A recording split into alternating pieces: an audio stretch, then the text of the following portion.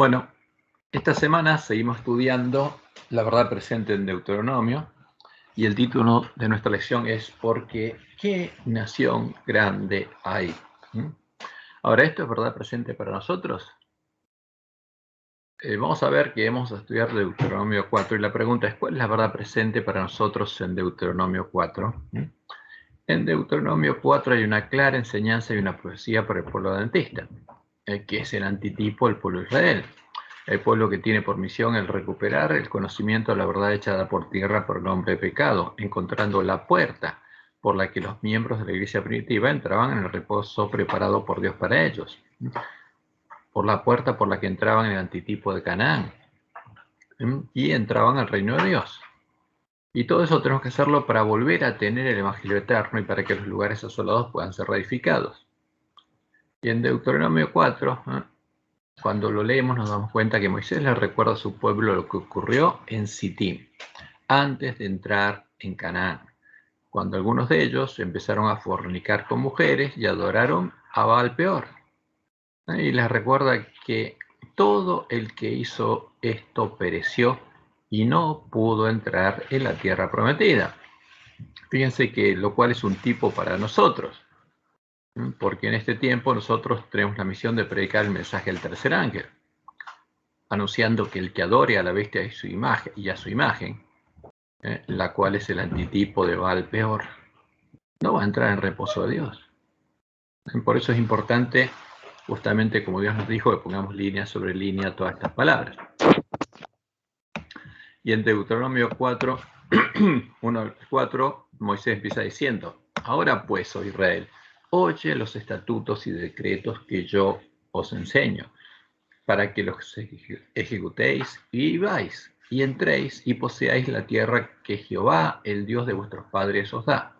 No añadiréis a la palabra que yo os mando, ni disminuiréis de ella, para que guardéis los mandamientos de Jehová vuestro Dios que yo os ordené.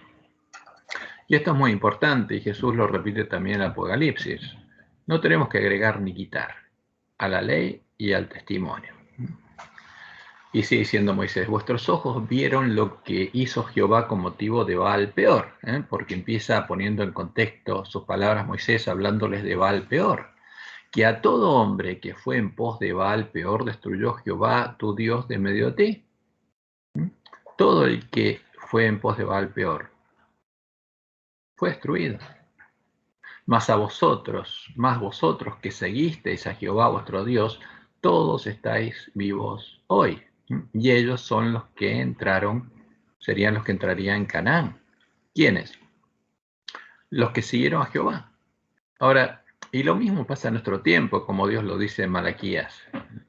Al final de Malaquías, cuando nos manda el profeta Elías, el que adore a Baal Peor no va a entrar. Va a ser echado en el horno de fuego, como dice Jesús. Mas el que siga a Jehová y tema a Jehová va a tener vida y va a entrar al reino de Dios.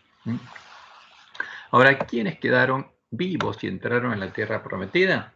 Los israelitas que temían a Jehová y no fornicaron con las mujeres paganas y no adoraron a sus dioses. Los que conocían y siguieron a Jehová su Dios. Y estos son el tipo de los 144.000 sellados de la última generación del pueblo de Dios. Los únicos que no fornicarán con el antitipo de esas mujeres, que son las iglesias protestantes caídas, y no adorarán a sus dioses, que son el antitipo de Baal Peor, la imagen a la que, después de unirse en puntos comunes de doctrina, estarían adorando juntos la bestia y el falso profeta. Solo ellos entrarán al reino de Dios y llegarán a ser columnas del templo de Dios y parte de las primicias de la esposa del Cordero, el especial tesoro de Jehová en el día en el que Él actuará. Y esto por eso es verdad presente para nosotros y es muy importante, como leemos en Apocalipsis 14:1. Al 5. ¿Qué es lo que mostró a Juan? Dice: después miré, y aquí el Cordero estaba en pie sobre el monte de Sión, y con él 144.000 que tenían el nombre de él y de su padre escrito en la frente. Ahora, para llegar a la cima del monte Sión, primero hay que entrar a Canaán, porque si el monte Sión está en Canaán, entonces hay que entrar a Canaán y solo se entra por la puerta estrecha. Y al final se le dice a Juan, estos son los que no se contaminaron con mujeres, pues son vírgenes. Ahora, ¿qué hicieron estos en el antitipo de Sittim? A la entrada de Canaán, justo frente a la entrada de Canaán. No se contaminaron con estas mujeres, no fornicaron con ellas y son vírgenes. Estos son los que siguen al Cordero por donde quiera que va. Son los que entraron por la puerta estrecha y siguieron al Cordero en el camino angosto que lleva a la vida y llegaron a la ciudad de Dios. Estos fueron redimidos de entre los hombres como primicias para Dios y para el Cordero, porque son las primicias de la última generación. No son todos los redimidos, ni de todas las edades, ni de la última generación. Son las primicias de la última generación. Y en sus focas no fue hallada mentira. Ahora, ¿qué hizo el hombre de pecado cuando echó por tierra la verdad? Puso en su lugar la mentira. Pero ¿qué pasa con este pueblo? Tiene el Evangelio eterno, se deshizo de la mentira y en sus bocas no fue hallada la mentira, pues son sin mancha delante del trono de Dios. Y esto es muy importante. Sabiendo lo que iba a pasar con el pueblo de la iglesia remanente en el tiempo de la última generación, cuando estuviera en el antitipo de Sittim y estuviera por llegar el día de Jehová, el día en el que él actuaría e iría con su especial tesoro a la batalla, a llamar al resto de su pueblo a salir de la gran Babilonia, antes que llegara ese día, Jehová prometió enviarnos al profeta Elías. ¿Cuál sería su obra? Llamarnos a volvernos a Jehová y acordarnos de la ley de Moisés, para que abriéramos los ojos, ¿no? Leyéramos Deuteronomio 4, no fornicáramos con mujeres y no adoráramos al antitipo de Baal Peor, a la imagen a la que estarían adorando juntas la bestia del falso profeta, a la falsa roca que son dioses, y que los profetas de Baal y siervos de Jezabel habrían introducido en medio de su pueblo, ¿no? Y aquí hay una comparación resumida de lo que fue el viaje de Israel de Egipto a Canaán, que Dios tomó como un tipo. Entonces, en la primera Pascua, Dios sacó a su pueblo de Egipto y después lo llevó a cruzar el Mar Rojo. Ahora, Dios hizo un paralelo con el pueblo antista, al que en 1844 separó de las iglesias caídas que se habían unido a la Gran Babilonia y lo llevó al desierto, como hizo con el pueblo de Israel, porque lo llevó al Sinaí y Dios habló con su pueblo, le dio la ley y estableció el pacto. Y al pueblo antista, ¿qué hizo? Le dio la orden de reparar la brecha hecha por el Papa en su santa ley, para recuperar el conocimiento de la verdad. Y esa es la primera parte de la misión del pueblo antista. Ahora, nosotros vimos en la historia que Aarón, inmediatamente, después de que Dios habló con ellos, mientras Moisés estaba con Jehová 40 días en el monte Sinaí, se hizo un becerro de oro y lo adoró con el pueblo y lo llamó Jehová. Hizo un ídolo sincrético. Ahora, y este es un tipo de los errores heredados de los paganos y los papistas que arrastraba el pueblo antista, porque no conocían la verdad, tenían que recuperar el conocimiento de la verdad. Y como Lutero, cuando salió de Roma, arrastraba los errores de Roma, porque no conocía la verdad. En la boca del pueblo antista no estaba justamente libre de errores. En la boca del pueblo antista, por supuesto, había mentira, porque tenía errores. No estaba en la condición que tienen que estar los 144.000. Ahora, ¿y qué pasó en Cádiz? Inmediatamente Dios llevó a su pueblo a Canaán, como le había prometido, pero ese pueblo se negó a entrar y fue dejado en el desierto. Y el pueblo antista también se negó a entrar y fue dejado en el desierto. ¿Cuándo? En 1888, cuando Dios le mandó el mensaje que le mostraba cuál era la puerta abierta, cuál era el santo, el verdadero Jesús. Y ese pueblo, el pueblo adventista, nuestros hermanos se negaron a entrar y como consecuencia, Dios dijo que esa generación no entraría. Y el pueblo de Israel estuvo 40 años en el desierto, por nosotros más. Y no quedó nadie de esa generación. Ahora, ¿qué pasó cuando ese pueblo estaba por entrar y acamparon en Sittim? Empezaron a fornicar con las mujeres moabitas que habitaban esos lugares. Y ellas los llevaron a adorar a Baal y se postraron ante Baal y lo adoraron. ¿No? ¿Y qué pasaría en nuestro tiempo? Habría adventistas que adorarían a la falsa roca, como Dios lo anunció en el Cántico Moisés y el Cordero en Deuteronomio 32. Y habría un zarandeo también, como hubo en Sittim. Se separarían a los que adoran a Jehová de los que adoran a la falsa roca. Y ahí después vino el cruce del Jordán. ¿Y quiénes entraron a Canaán? Entró el pueblo que conocía a Jehová y no se postró ante Baal peor. Y ellos entraron a Canaán, que es el tipo del reino de Dios. ¿Y quiénes entrarían al reino de Dios? Los que temen a Jehová, justamente en el pueblo adventista, como dice Malaquías 4, entrarían en su reposo y recibirían su sello y llegarían a ser el especial tesoro de Jehová en el día en que Él actúe. Por eso es importante que nosotros entendamos lo que Moisés está relatando que pasó por el pueblo de Israel, porque es el tipo de lo que pasaría con nosotros, porque con nosotros pasaría algo similar. Y por eso Dios nos dice por medio de Malaquías 4, 4 y 5, acordaos de la ley de Moisés mi siervo, al cual encargué en Horeb ordenanzas y leyes para todo Israel. Lean la ley de Moisés, porque es muy importante, porque Jesús, cuando a sus discípulos les hizo entender quién era Él y cuál era el Evangelio del Reino de Dios, empezó a leerles ¿desde dónde? De la ley de Moisés, y después siguió por los salmos y los profetas. Y la promesa de Dios es que aquí yo os envío el profeta Elías antes que venga el día de Jehová, grande y terrible. Y en Malaquías 3 dice, el 18 habla de quienes van a ser especial tesoro de Jehová. Entonces los que temían a Jehová, como los que entraron a Canaán eran los que temían a Jehová, acá es lo mismo. Entonces los que temían a Jehová hablaron cada uno a sus compañeros. Hicieron la obra de Elías. Y Jehová escuchó y oyó, y fue escrito libro de memoria delante de él para los que temen a Jehová y para los que piensan en su nombre. Y serán para mí especial tesoro, ha dicho Jehová de los ejércitos, en el día en que yo actúe, y los perdonaré, como el hombre que perdona a su hijo que le sirve. Entonces os volveréis y discerniréis la diferencia entre el justo y el malo, entre el que sirve a Dios y el que no le sirve. Porque eso estaría pasando en medio de su pueblo. Esto es una profecía. Y Deuteronomio, justamente, habla de la ley. Moisés en Deuteronomio habla de la ley y le dice a su pueblo que ahí tiene la sabiduría y la inteligencia. Y no solo para ellos, sino como Dios nos dice, para nosotros también, porque es para todo Israel.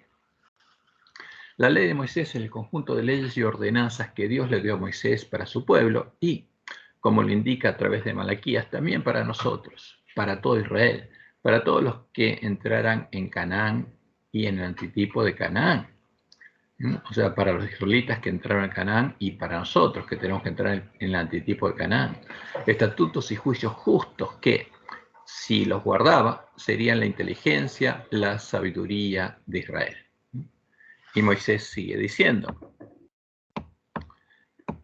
mirad, yo os he enseñado estatutos y decretos como Jehová mi Dios me mandó. ¿Qué le dice Moisés? Esta ley no es la ley de Moisés, es la ley que Dios le dio a Moisés, para que hagáis así en medio de la tierra en la cual entráis para tomar posesión de ella. Guardadlos pues y ponedlos por obra, porque esta es vuestra sabiduría y vuestra inteligencia ante los ojos de los pueblos, los cuales oirán todos estos estatutos y dirán, ciertamente pueblo sabio y entendido, nación grande es esta. Porque ¿qué nación grande hay que tenga dioses tan cercanos a ellos como lo está Jehová, nuestro Dios, en todo lo que le pedimos? ¿Y podemos decir eso al pueblo adventista? Lamentablemente no. El ángel de la Odisea no puede decir eso. ¿Y qué nación grande hay que tenga estatutos y juicios justos como es toda esta ley que yo pongo hoy delante de vosotros? Estas leyes y ordenanzas no eran lo que Dios le pedía que guardaran como retribución a lo que Él había hecho por ellos, como si fuera el pago de una deuda que ellos tenían con Él. por las obras que él había hecho con ellos, como se da a entender en la lección del sábado 30 de octubre. Y este es un párrafo de nuestra lección. Y dicen aquí los autores de la lección, el primer verbo hebreo que aparece después de ahora, pues es Shema, el mismo verbo que se usa al principio de la oración Shema y significa escucha, oye u obedece, un verbo que se repite a lo largo del Deuteronomio. En otras palabras, es como si el capítulo comenzara diciendo, ahora pues Israel, debido, fíjense esto, y es triste leer esto en nuestras lecciones, debido a lo que hice por ti, debes obedecer lo siguiente. Tenés una deuda conmigo. Pero lo que Dios dice es muy claro en Deuteronomio. Y esto no tiene nada que ver con lo que Dios dice. Dios no reclama una deuda. De ningún modo. Porque lo que se hace por amor no genera deuda. Ahora, el Dios que hace lo que dice nuestra lección y se cobra las deudas es Baal. Es el amo, es el Dios de las fortalezas, el Dios de Roma. A estas leyes y ordenanzas que incluían las ordenanzas del santuario y de las fiestas solemnes de Jehová, que eran un tipo, una profecía del futuro desarrollo del plan de redención, de lo que él haría por ellos en el futuro, a partir del momento en el que viniera el Mesías, Jehová se las dio a su pueblo por amor, para el bien de su pueblo, para que les vaya bien. Y lo repitió constantemente. Por ejemplo, leemos Deuteronomio 4:40. El mismo capítulo que estamos estudiando, y guarda sus estatutos y sus mandamientos, los cuales yo te mando hoy, para que te vaya bien. ¿Para qué? Para que te vaya bien. O sea, Dios dio estas leyes para nosotros, para ayudarnos a nosotros, para que nos vaya bien, para que te vaya bien a ti y a tus hijos después de ti, y prolongues tus días sobre la tierra que Jehová tu Dios te da para siempre.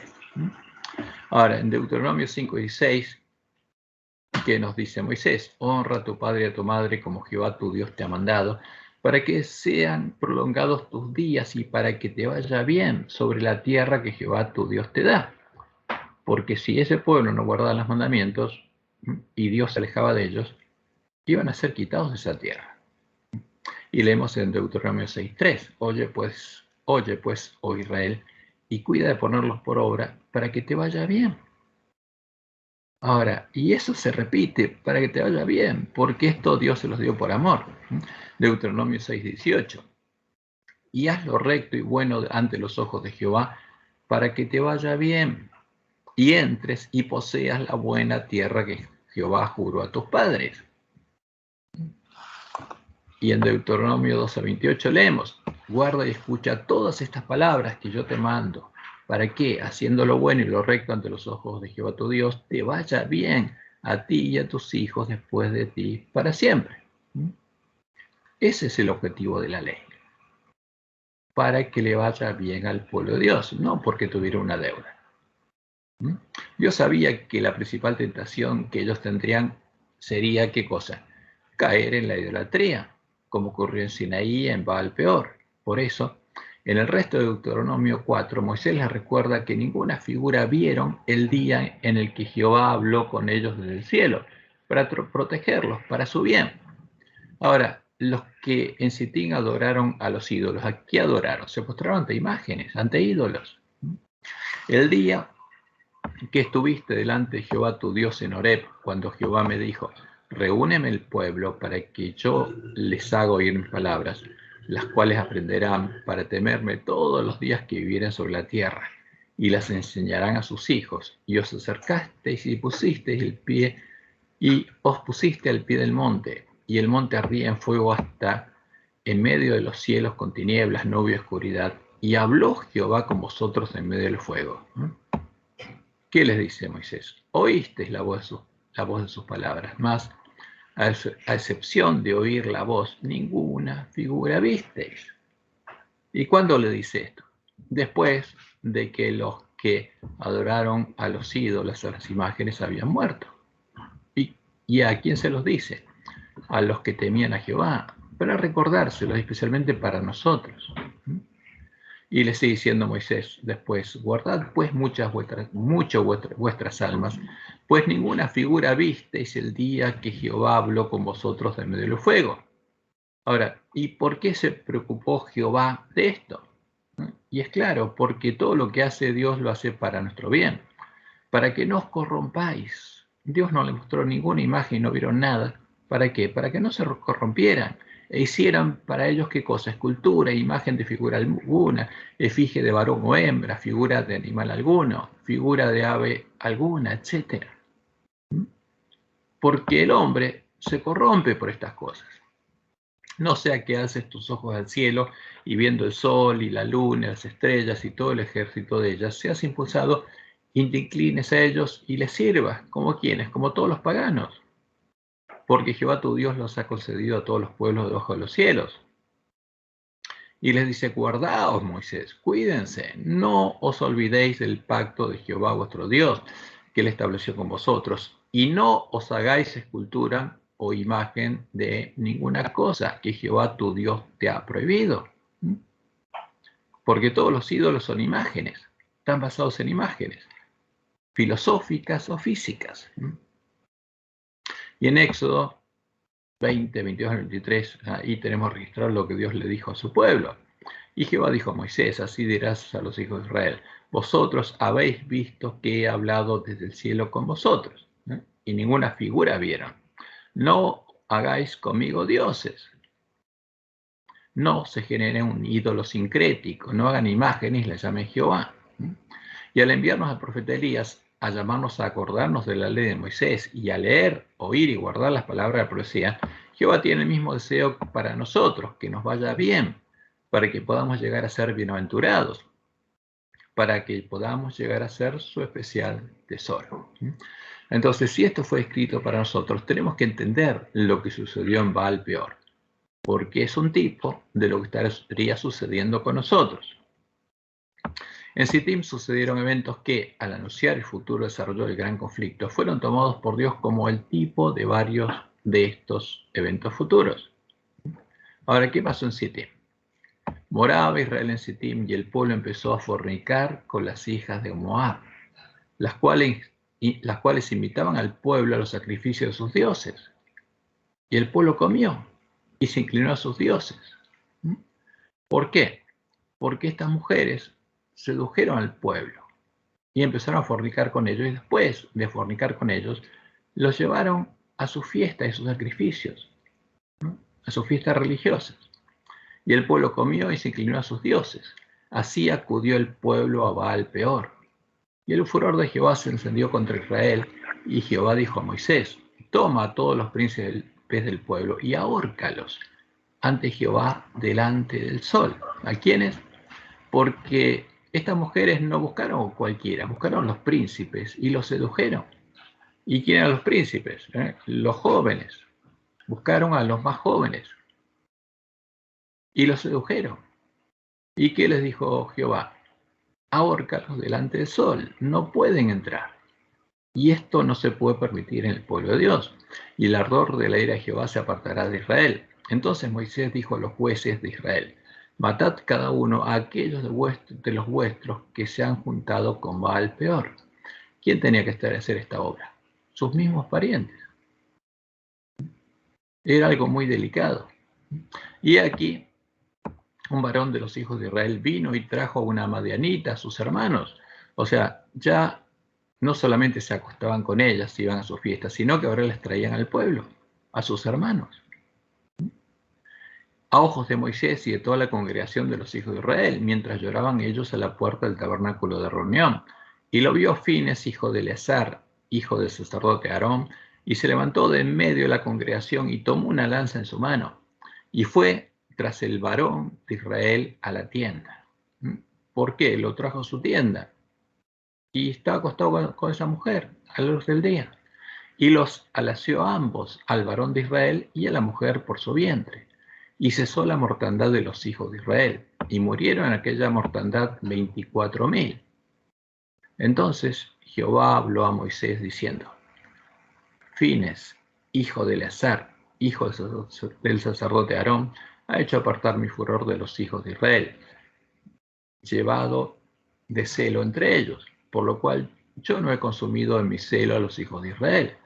Por tanto, diles, he aquí, yo establezco mi pacto de paz con él, y tendrá él y su descendencia después de él el pacto del sacerdocio perpetuo, por cuanto tuvo celo por su Dios e hizo expiación por los hijos de Israel.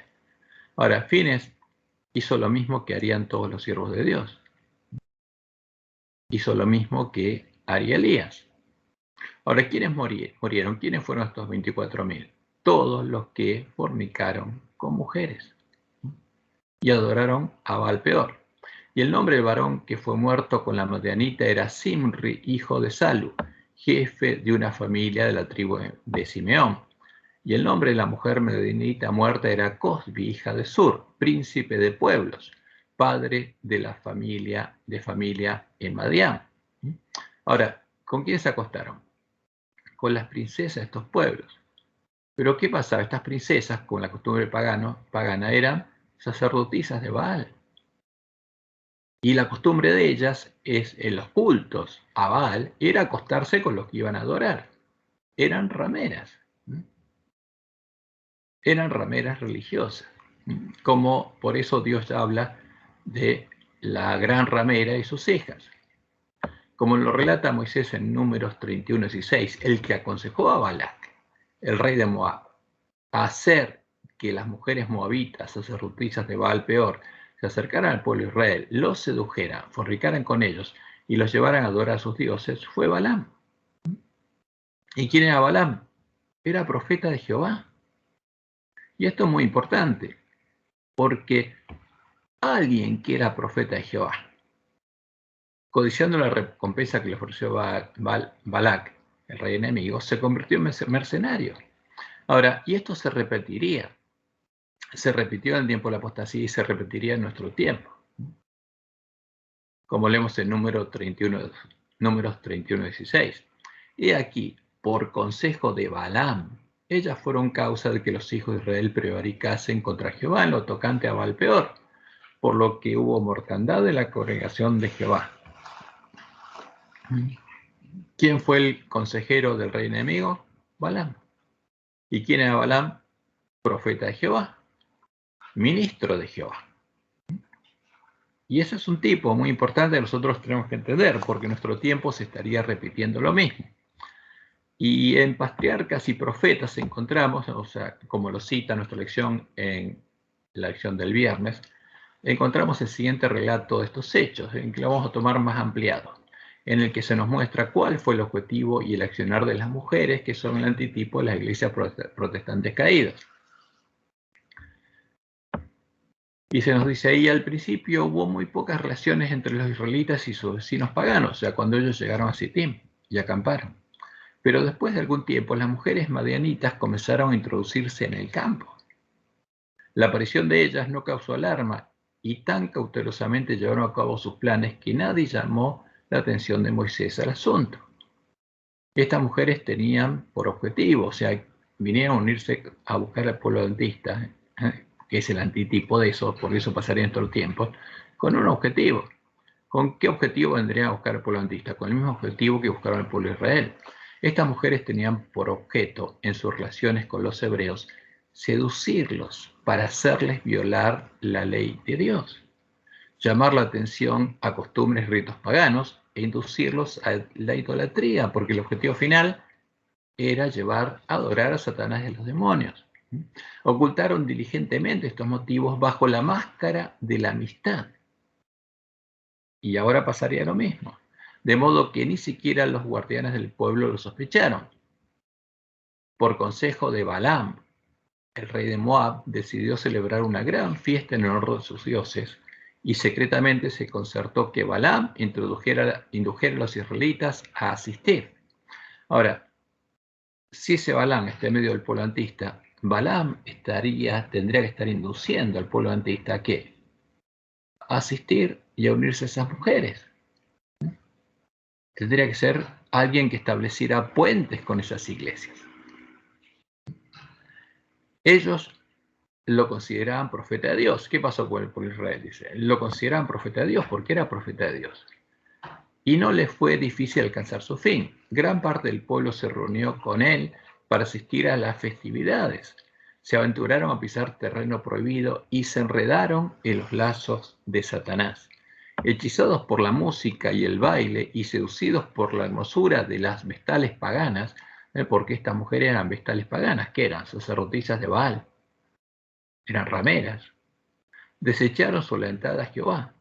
Mientras participaban en la alegría y en los festines, el consumo de vino ofuscó sus sentidos y quebrantó los muros del dominio propio. ¿Cuál es el vino de este tiempo? Las doctrinas de Jezabel. Predominó la pasión en absoluto y, habiendo contaminado su conciencia por la lascivia, se dejaron persuadir a postrarse ante los ídolos. Ofrecieron sacrificios en los altares paganos y participaron en los ritos más degradantes, porque esos cultos eran orgías. Ahora, y eso pasó con el pueblo de Dios, si es un tipo lo pasaría con nosotros.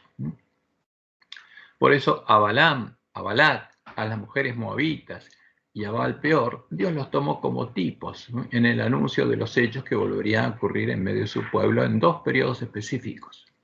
Primero, cuando en la iglesia cristiana llegara el tiempo de la apostasía y los apóstatas se unieran al rey enemigo para hacer la misma obra que hizo Balaam, como leemos en Apocalipsis 2:14. Pero tengo unas pocas cosas contra ti, que tienes ahí a los que retienen la doctrina de ¿quién? De Balaam, que enseñaba a Balac, el rey enemigo, a poner tropiezo ante los hijos de Israel, a comer de cosas sacrificadas a los ídolos y a cometer fornicación. Cuando Jesús se lo dio a Juan, a fin del siglo I, era profecía, pero esto ya se cumplió. Y podemos verlo en la historia, y podemos saber cuál fue la obra de Balaam, y cuáles son las cosas sacrificadas a los ídolos, y cómo ellos fornicaron. Y la segunda profecía se refiere a nuestro tiempo, o sea, cuando el pueblo de la iglesia remanente se encontrará en el antitipo de Sittim, como vimos en el cuadro original. En la frontera del antitipo de Canaán, habría en medio del pueblo de Dios un nuevo antitipo de Balaam, y el pueblo sería inducido por las mujeres adoradoras del antitipo de Baal peor, sería seducido por las mujeres adoradoras del antitipo de Baal peor. Pero ¿qué haría Balaam? Lo llevaría al pueblo de Dios a unirse a esas mujeres, y las mujeres después los seducirían, que también los llevarían a comer de cosas sacrificadas a los ídolos, a adorar a las mismas imágenes que ellas, a las imágenes que creó Balaam en el tiempo de la apostasía, y a cometer fornicación. Y leemos en Evento de los Últimos Días, página 62. En estos últimos días el pueblo de Dios será expuesto a los mismos peligros que enfrentó el antiguo Israel. Ahora, ¿por qué Dios nos dice? Acuérdense de la ley de Moisés, lean a Moisés, lean Deuteronomio. Acuérdense de eso, porque vamos a pasar por las mismas pruebas. Aquellos que no reciban las advertencias que Dios da, justamente, que vamos a pasar por la misma prueba, caerán en los mismos peligros en los que cayó el antiguo Israel y no entrarán en el descanso debido a su incredulidad. ¿Por qué? Por no creer a la palabra profética segura, van a fornicar con esas mujeres. En su historia tenemos una señal de peligro que se levanta ante nosotros. Y en la próxima cita, Elena dice, habrán aún entre nosotros mercenarios. ¿Y quiénes son los mercenarios? Los que harían la obra de Balaam. Y lobos con piel de oveja. ¿Quiénes son los lobos? Los siervos de Jezabel, que tratarán de persuadir al rebaño de Dios a que ofrezca sacrificios a otros dioses antes que a Dios. ¿Qué van a hacer? La misma obra que hizo Balaam en ese tiempo. ¿Y a cuántos van a hacer caer? A muchos, ese es el problema. Y en Conflicto de los Siglos, página 666, leemos lo que dijo Elena. Conforme vaya acercándose la tempestad, muchos qué, muchos ministros, muchos Balaam, muchos que profesaron creer en el mensaje del tercer ángel, pero que no fueron santificados por la obediencia a la verdad, abandonarán su fe e irán a engrosar las filas de la oposición, uniéndose con el mundo y participando de su espíritu. O sea, uniéndose con estas mujeres que son habitación de demonios y participando de su espíritu, llegarán a ver las cosas casi bajo el mismo aspecto. Hombres de talento y elocuencia, que se gozaron un día en la verdad, emplearán sus facultades para seducir y descarriar almas. Van a hacer la obra de Balaam. Y es triste, pero esta es la palabra profética más segura y es verdad presente para nosotros. Por eso tenemos que tocar trompeta en Sión, porque esto está pasando en medio nuestro. Y por supuesto, como el primer cumplimiento después de Sittim en la profecía ocurrió en el siglo IV de nuestra era, tenemos que ver lo que sucedió. Lo que sucedió en el tiempo de la apostasía, porque eso nos abriría los ojos. Sabiendo lo que sucedería en medio de la iglesia cristiana cuando llegara el tiempo de la apostasía, se manifestara el hombre de pecado y el santo, el verdadero Jesús, fuera puesto a un lado y en su lugar fuera puesta la abominación desoladora de la que habló el profeta Daniel, el falso Jesús. En 1 Corintios 10, como lo hizo Moisés, Pablo recordó, o mejor dicho, acá hay un recuerdo de más, les recordó a los hermanos lo siguiente. Primero, ¿quién es el santo, el verdadero Jesús? Porque le dice que Jesús, ¿quién es? Es la roca espiritual que guió a Israel de Egipto a Canaán. El verdadero Jesús es Jehová. Y si alguien adora a otro, adora un ídolo. Si el Jesús al que alguien adora no es Jehová, no es la roca que guió a Israel de Egipto a Canaán, es un ídolo. Segundo, les recordó cuáles fueron las tentaciones en las que cayó Israel, especialmente la idolatría. Y tercero, que lo que le sucedió a ellos, a Israel, fue escrito para amonestarnos a nosotros, como una advertencia acerca de las tentaciones con las que el enemigo de las almas buscaría hacernos caer. Por eso, Pablo amonestaba a sus hermanos a huir de la idolatría y a no ofrecer sacrificios a los demonios, a no comer ni beber de la mesa de los demonios, porque esa era la preocupación de Pablo. Y leemos en 1 Corintios 10, del 11 al 14, y estas cosas les acontecieron como ejemplo, y están escritas para amonestarnos a nosotros, a quienes han alcanzado los fines de los tiempos. ¿Qué pasaría con nosotros? También tendríamos que huir de la idolatría. Así que el que piensa estar firme, mire que no caiga. El que cree que no adora un ídolo, cuidado. No os ha sobrevenido ninguna tentación que no sea humana, pero fiel es Dios, que no os dejará ser tentados más de lo que podáis resistir, sino que dará también juntamente con la tentación la salida para que podáis soportar. ¿Y cuál es la salida que nos daría a nosotros? Nos mandaría el profeta Elías. Por tanto, amados míos, dice Pablo, huid de la idolatría. No caigan en la idolatría como Israel, en Sinaí, en Baal Peor. Y sigue diciendo, ¿qué digo pues? ¿Que el ídolo es algo?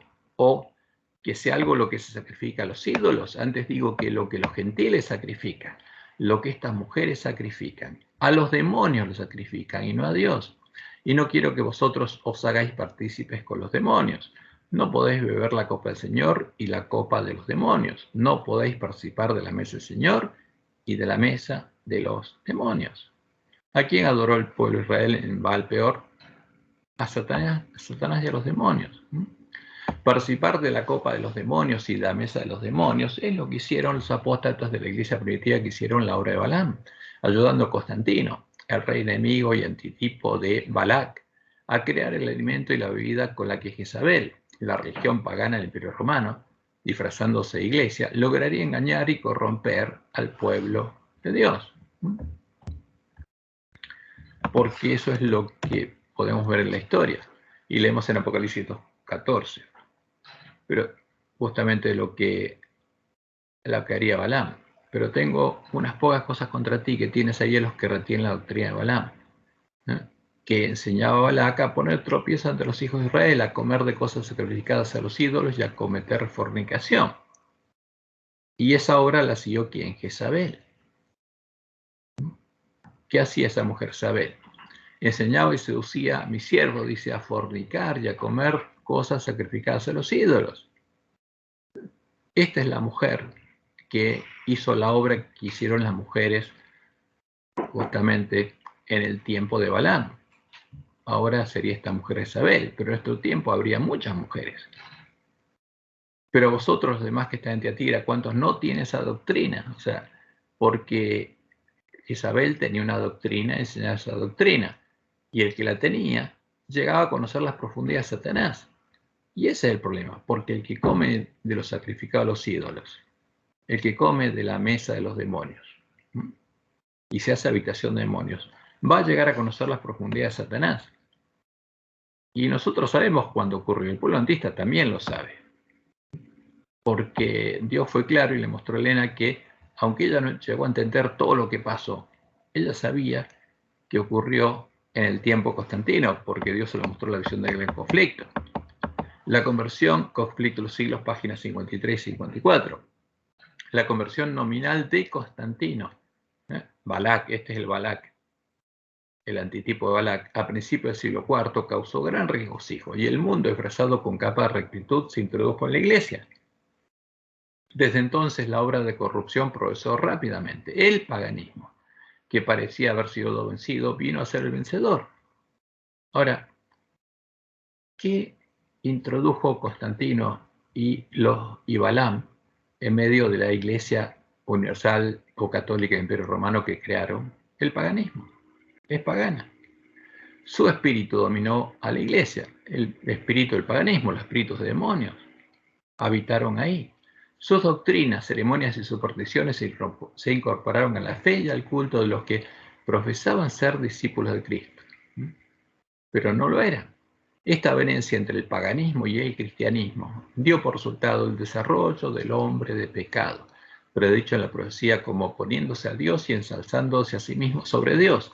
Ese gigantesco sistema de falsa religión, porque no es la Iglesia de Cristo, es obra maestra del poder de Satanás, el que dio su trono, su poder y su autoridad al hombre de pecado, un monumento a sus fuertes esfuerzos para sentarse él en el trono y reinar sobre la tierra según su voluntad. ¿Y qué pasó? Por supuesto, adoraban a Satanás. La gente quedó del todo engañada. Se le enseñó que el Papa y los sacerdotes eran los representantes de Cristo, cuando en verdad lo eran de Satanás. Y a Satanás adoraban cuantos ante ellos se postraban. Y eso es claro. Ahora, lo que pasó es claro. Ahora, nosotros tendríamos que ver lo que ellos todavía no habían podido ver, para darnos cuenta de cuál es esa imagen. Y por supuesto, después de descubrir el engañador bajo su disfraz, buscar y hasta encontrar la puerta estrecha al verdadero Jesús. Y dice Elena, debemos ver en la historia el cumplimiento de la profecía. Ahora, ¿qué pasó? ¿Cómo se cumplió la profecía? ¿Cuál fue la obra de Balaam? ¿Quién era Balac? Ya sabemos que es Constantino. Para estudiar las operaciones de la providencia, los grandes movimientos de reforma y para comprender, ahora sin ver en la historia no podríamos comprender, para comprender el progreso de los eventos en el ordenamiento de las naciones para el conflicto final de la gran controversia.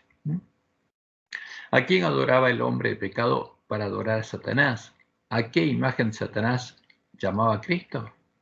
La profecía anunciaba que sería a las imágenes del dios de las fortalezas, el dios de Roma, a las imágenes del sol, a las imágenes de Baal, las imágenes con las que adora al dragón y a los demonios toda la gran Babilonia. Y esta profecía se cumplió al pie de la letra, cuando los apóstatas empezaron a llamar Dios y Cristo a la imagen del sol con una cruz en el medio. Porque eso es la historia y Roma misma lo cuenta. Y que anunciaba la profecía del Dios de sus padres no hará caso, porque apostataría de Jehová, ni el amor de las mujeres, porque sería célibe, ni respetará a Dios alguno, porque sobre todo se engrandecerá, mas honrará en su lugar, en lugar del Dios de sus padres, en lugar del verdadero Jesús, en lugar de la roca, al Dios de las fortalezas, Dios que sus padres no conocieron, al Dios de Roma. Lo honrará con oro y plata, con piedras preciosas y con cosas de gran precio, con un Dios ajeno, se hará de las fortalezas más inexpugnables y colmará de honores a los que le reconozcan, y a los que no lo reconozcan, ¿cómo los va a llamar? Herejes. Y aquí está la imagen. Este es el Dios de Constantino. Y Constantino era sumo pontífice pagano, sumo pontífice de Baal. Y Satanás le mostró en su visión cómo tendría que vencer a los cristianos. Y al crear esa religión universal o católica, el Imperio Romano, ecuménica, logró meter dentro de esa enseñanza la doctrina de Jezabel, por la cual a Baal, por medio de esa doctrina, se lo transforma en ¿qué? En una tríada de dioses, en el Dios de la Trinidad. Y acá están las mismas imágenes que Roma presenta en sus páginas. ¿Cuándo fue definida la doctrina de Jezabel? La doctrina que define al Dios de la Trinidad, la falsa roca que son dioses, y lleva al que tiene esa doctrina a conocer las profundidades de Satanás. Su primera versión fue definida en el Concilio de Nicea en el año 325 d.C. e inmediatamente llevó a los apóstatas de la iglesia primitiva a buscar asesinar a sus hermanos porque se negaban a adorar a la abominación desoladora. Con el edicto de Tesalónica del año 380 d.C., la bestia romana reanudó la persecución de los miembros de la verdadera iglesia de Cristo, la iglesia del desierto, ¿no? Y los adventistas lo sabemos, porque aunque nuestros pioneros no tenían toda la luz acerca de estos temas, sí sabían qué es lo que había pasado. Y leemos en el Conflicto de los Siglos, página 496. Cuando la iglesia primitiva se corrompió al apartarse de la sencillez del Evangelio y al aceptar costumbres y ritos paganos, perdió el espíritu del poder de Dios, se hizo habitación de demonios, y para dominar las conciencias buscó el apoyo del poder civil. El resultado fue el papado, es decir, una iglesia que dominaba el poder del Estado y se servía de él para promover sus propios fines, especialmente, ¿para qué? Para extirpar la herejía, para asesinar al pueblo que conocía a su Dios y no adoraba la abominación desoladora. Y la otra cita, que es parte de la visión del gran conflicto, que está en Primeros Escritos, página 211, leemos: Satanás se regocijaba por la caída de tantos y entonces incitó a la iglesia caída a obligar a quienes querían conservar la pureza de su religión a que accediesen a sus ceremonias y al culto de las imágenes o recibiesen la muerte. ¿A quién adoraban? A imágenes, a ídolos. Los fuegos de la persecución se encendieron nuevamente contra la verdadera iglesia de Cristo, porque ahí se había dividido a la iglesia. Estaba la iglesia universal o católica del Imperio Romano y la verdadera iglesia de Cristo, la iglesia del desierto. Y millones fueron muertos sin misericordia. ¿Cuándo ocurrió eso? Año 380 después de Cristo, edicto de Tesalónica, que aquí lo tenemos, o sea, donde la bestia romana obligó a todos los hombres a adorar a el Dios del obispo de Roma, el Dios de la Trinidad. Y se le puso un nombre, una marca, un nombre, el nombre de cristianos católicos a quienes adoraban la Trinidad, y a los demás los juzgó de mentes y locos. O sea, les impidió seguir comprando y vendiendo y les quitó sus derechos civiles, y a su vez los declaró herejes, y definió que los herejes serían castigados por la bestia romana. Y por supuesto, el pueblo conocía a sus dioses, fue el que fue declarado hereje. ¿Por qué? Por no adorar a la imagen en la que adoraba la bestia romana, por ser fieles a Jehová. Y los que la adoraron, como ocurrió en Sittim, quedaron excluidos del reino de Dios y llegaron a conocer las profundidades de Satanás. Como decía la profecía, y se levantaron de su parte tropas, y esas tropas es la Iglesia Universal o Católica del Imperio Romano, que profanarán el santuario y la fortaleza, y quitarán el continuo. ¿A quién quitarían? A Jesús y a su obra. ¿Y qué pondrían? A Satanás y su obra. Y pondrán la abominación desoladora. Con lisonjas seducirá a los violadores del pacto, a los apóstatas, más el pueblo que conoce a su Dios se esforzará y actuará. Y los sabios del pueblo instruirán a muchos, y por algunos días caerán a espada y a fuego, en cautividad y despojo. Ahora, ¿por qué el pueblo que conocía a su Dios no adoró al Dios la Trinidad? Esa es pregunta muy clara, y la respuesta también. Porque ellos conocían a su Dios, conocían a Jehová, y sabían que el Dios definido en la doctrina de la Trinidad es un ídolo. El Dios al que está adorando el pueblo adventista es un ídolo, es el antitipo ¿de quién? De Baal peor. Que no solo va el pueblo a adorar con las mujeres, sino que fue introducido en medio del campamento. Un Dios formado por los que hicieron la obra de Balaam con las imágenes de la bandera negra de los paganos, con cosas sacrificadas a los ídolos y a los demonios. como leemos en el Salmo 96:5, porque todos los dioses de los pueblos son ídolos. Los dioses de Roma son ídolos, la falsa roca son ídolos, pero Jehová hizo los cielos. Ahora, ¿qué está sucediendo en nuestro tiempo? Porque eso es evidente que pasó en el tiempo de la apostasía y no se puede negar.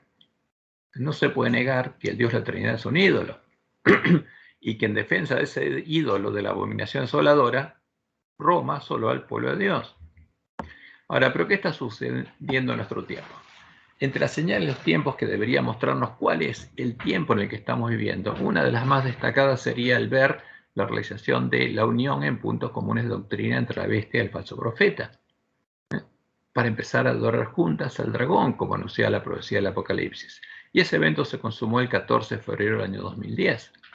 Ahora, Dios le mostró al pueblo adventista lo que pasaría claramente.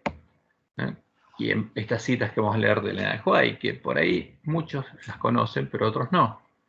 Y dice Elena, no podemos ver cómo la iglesia romana puede exonerarse de la acusación de idolatría. Y esta es la religión que los protestantes están comenzando a considerar tan favorablemente y que eventualmente se unirá con el protestantismo. Ahora, ¿qué es Roma? Es idólatra. ¿Y a quién adora? A ídolos. ¿Y los protestantes a quién adorarían? A los mismos ídolos. Las persecuciones de los protestantes por parte del catolicismo, debido a las cuales la religión de Jesús fue casi aniquilada, serán más que imitadas cuando se unan el protestantismo y el papado, porque es un momento muy importante. Y el conflicto 490, los siglos 498 leemos, cuando las iglesias principales de los Estados Unidos uniéndose en puntos comunes de doctrina. Ahora, hay un orden mundial y hay un ecumenismo, una unión entre todas las religiones, especialmente las iglesias, se unirían en puntos comunes de doctrina. Entonces, cuando estas iglesias se unieran en puntos comunes de doctrinas, influirían en el Estado para que imponga los decretos y la institución de ellas, entonces la América protestante habrá formado una imagen de la jerarquía romana. La imagen de la bestia representa la forma de protestantismo apóstata que se desarrollará cuando las iglesias protestantes busquen la ayuda del poder civil para la imposición de sus dogmas. O sea, como hicieron los apóstatas, o sea, la iglesia de Roma con el Imperio Romano, lo mismo, el mismo camino van a seguir las iglesias protestantes que se unan allá en puntos comunes de doctrina para imponer sus dogmas. Ahora, ¿cuáles son estos dogmas? Y Elena tiene esta cita que es muy interesante. La luz que tenemos acerca del mensaje del tercer ángel es la luz verdadera. La marca de la bestia es exactamente lo que se ha proclamado que es. Todavía no se comprende todo lo relacionado con este asunto y no se comprenderá plenamente hasta que se despliegue el rollo. Ahora, fíjense, ¿quién comprendería plenamente el mensaje del tercer ángel? Los que vivieran cuando se desplegara el rollo, cuando la profecía se empezara a cumplir. ¿Y qué pasaría en ese tiempo? Se llevará a cabo una obra de gran solemnidad en nuestro mundo, cuando entendiéramos el mensaje del tercer ángel. ¿Y cuál es la imagen a la que no tenemos que adorar? Ahí sería un tiempo solemne. ¿Por qué? Porque veríamos cuáles son los dogmas que estarían uniendo a la bestia del falso profeta en la adoración del dragón. Los dogmas que serán impuestos a todos los hombres por la bestia que suba de la tierra, ¿no? Del mismo modo en el que los impuso la bestia romana. Esta unión se consumó el 14 de febrero del 2010, quedando así definida cuál es la imagen a la que están adorando juntos la bestia del falso profeta, llamándola Dios y Cristo. Y como lo que pasó en el siglo IV de esta historia, y lo podemos ver, también esto ya es historia. Hace 11 años que pasó. Y eso ocurrió en Roma, 14 de febrero del 2010, Roma. Esto lo publicaron los protestantes y los católicos, que anunciaron que durante 3 días se celebró en el Vaticano un encuentro ecuménico internacional con el título Cosechando los frutos. Esta es la cosecha, que reunió a más de 30 prestigiosos teólogos católicos, luteranos, metodistas y reformados para tratar el tema del futuro del movimiento ecuménico. Y ahí el cardenal Walter Kasper, que era el presidente del Consejo Pontificio para la Promoción de la Unidad de los Cristianos, realizó unas sorprendentes declaraciones. ¿Y qué señaló? que los participantes habían afirmado su fundamento común en Jesucristo y en la Santísima Trinidad, tal como se expresa en nuestro credo común y en la doctrina de los primeros concilios ecuménicos. Ahora, ¿qué hicieron los protestantes? Negaron la Biblia, negaron los principios que estableció Lutero y empezaron ¿a qué? A aceptar las doctrinas definidas por Roma en sus concilios ecuménicos. Y aquí empezaron a adorar al Jesucristo y al Dios la Trinidad definido por Roma en sus concilios ecuménicos. Y este es el fundamento común, que Jesús dijo que no es la roca, sino es la arena, es la falsa roca que son dioses. Indicó también que el Vaticano tiene que esforzarse por explicar mejor a otras confesiones la postura católica de que la Iglesia Católica es la Iglesia de Cristo y que la Iglesia Católica es la verdadera Iglesia. No a esta, sino a las otras que no están unidas. ¿Y qué hicieron estos? Por supuesto, reconocieron a la Iglesia Católica como la Iglesia de Cristo y como la verdadera Iglesia y aceptaron su autoridad para definir doctrina. Y como fruto de todo esto, iban a desarrollar que cosa un catecismo ecuménico. ¿Por qué? Porque se volvieron catolicismo, son católicos. Al adorar al Dios la Trinidad, como lo define el Edicto de Tesalónica, se convirtieron en cristianos católicos. Y ese fue el fruto de los 40 años de diálogo ecuménico. Y por supuesto, esta es la imagen a la que adoró la bestia romana, la abominación desoladora, la abominación del desolador, la imagen definida en la doctrina de Jezabel, y es la imagen del dragón, el Jesús que le dio a la bestia su trono, su poder y su autoridad. La imagen a la que están adorando juntas la bestia y el falso profeta, la imagen a la que el mensaje del tercer ángel nos amonesta a no adorar. Y como dice Apocalipsis 13, 1 al 4, me paré sobre la arena del mar y vi subir del mar una bestia que tenía 7 cabezas de cuerno. ¿Y cómo termina? Y el dragón le dio su poder y su trono y grande autoridad. ¿Quién se le dio, Jesús o el dragón? El dragón, Satanás. Vi una de sus cabezas como herida de muerte, pero su herida mortal fue sanada, y se maravilló toda la tierra en pos de la bestia. ¿Quiénes? Todos los habitantes de la tierra que había ayudado a la mujer, todos los protestantes, todos. ¿Y adoraron a quién? Al dragón, que había dado autoridad a la bestia, adoraron a la bestia, diciendo, ¿quién como la bestia y quién podrá luchar contra ella? Ahora, ¿esto abarca al pueblo antista? Sí, por supuesto que sí. Toda la tierra, en pos de la bestia. ¿A qué está adorando el pueblo antista? Al mismo Dios que es el fundamento común entre la bestia y el falso profeta. Y esto es lo que tiene que abrir nuestros ojos. ¿Para qué? Para que, como sucedió con Israel en Baal Peor, no forniquemos con estas mujeres ni adoremos a sus dioses. Y el tercer ángel lo siguió diciendo a gran voz: si alguno adora a la bestia y a su imagen, como las iglesias caídas, que reconocieron a la bestia como la iglesia de Cristo y adoraron a la imagen a la que ella adora, y recibe la marca en su frente o su mano, él también beberá del vino de la ira de Dios, porque si participa en los pecados de Babilonia, va a recibir parte de sus plagas. Y la amonestación es clara, y está dirigida a los que adoran a la bestia y a su imagen, a los que van a recibir la marca de su nombre, a los que van a llegar por adorar a esta imagen a conocer las profundidades de Satanás. Y esta es la falsa roca que son dioses, como Dios lo anunció, que estaría en medio de su pueblo.